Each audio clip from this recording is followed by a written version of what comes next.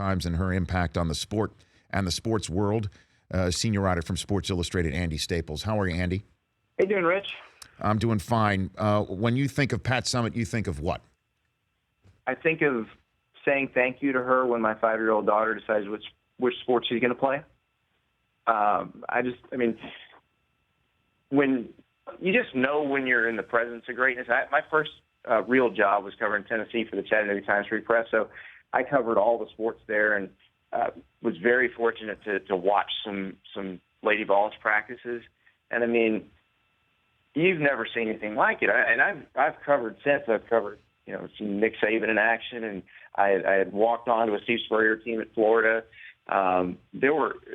You'd seen it in football, but the way she handled her players, the way she knew exactly which button to push and when to push it, I always tell people it's like watching Leonardo paint, watching her run a practice. I mean, that stare, like if somebody made a mental mistake, if the point guard was supposed to feed the post and she didn't feed the post with exactly the bounce pass that Pat wanted, everything would stop, and there was that look.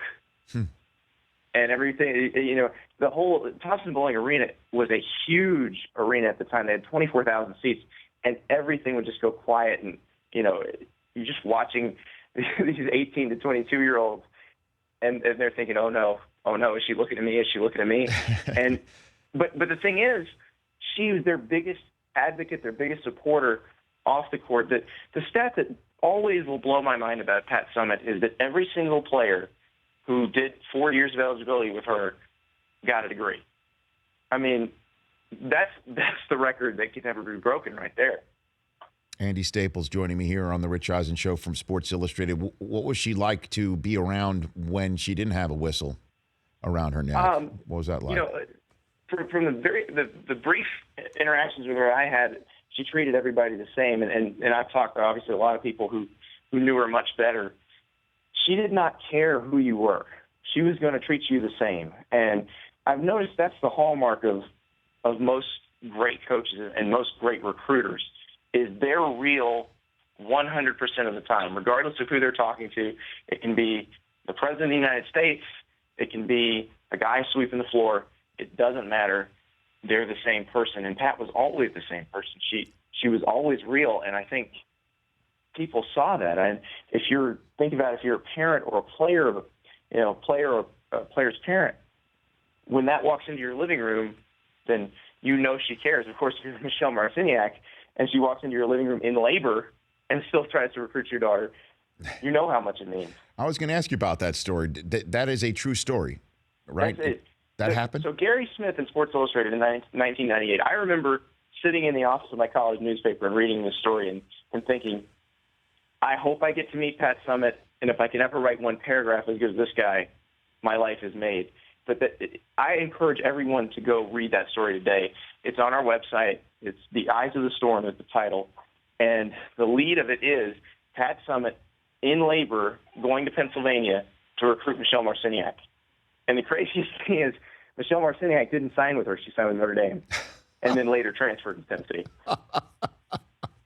Wow. So I guess what did Pat Summitt do to advance the sport in a way that maybe no other coach in basketball did? Well, there was no infrastructure for women's basketball really at the time. When Pat Summitt got the job, she's 22 years old. She's just graduated from UT Martin. She's training for the U.S. Olympic team with a bum knee, by the way. And she was supposed to be an assistant. The head coach who was at Tennessee decided to go get a doctorate. And all of a sudden, Pat's the head coach. She's never coached a game before. She's got to drive the van to road trips. She's got to wash the uniforms.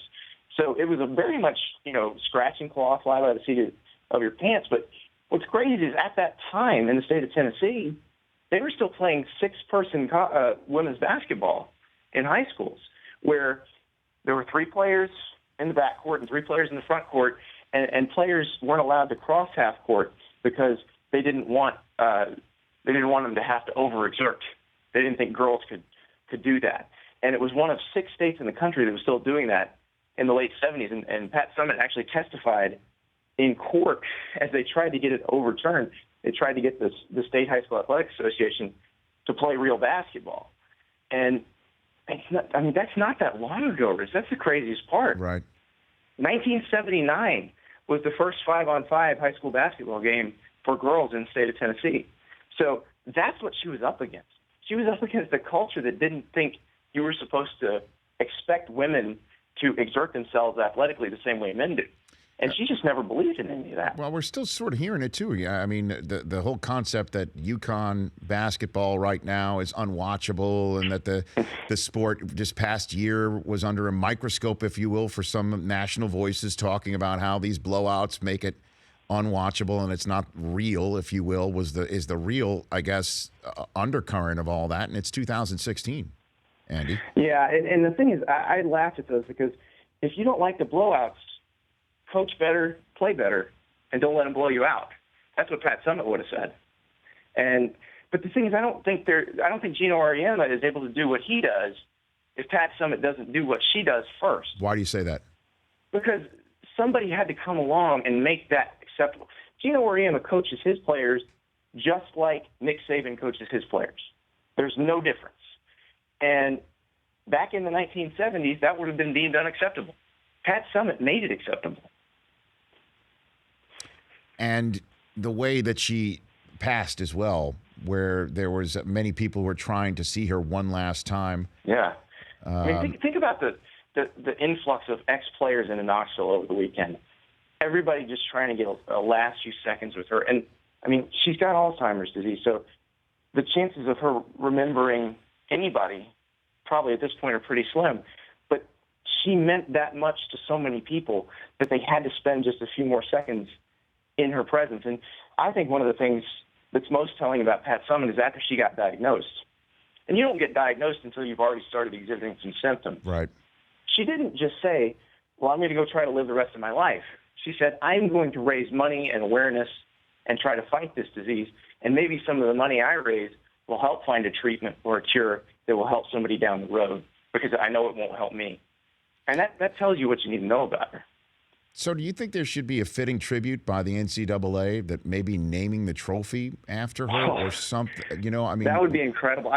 I'd love to see the SEC or the NCAA institute a Pat Summitt Award for trailblazers, and not necessarily for women or for men or just for anybody who's a trailblazer. And I think that would be the most fitting tribute.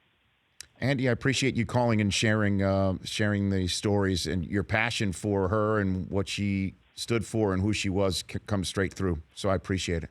All right. Thanks, Rich. You bet. That's Andy Staples from Sports Illustrated here. The Rich Eisen Show, weekdays at noon Eastern on Audience.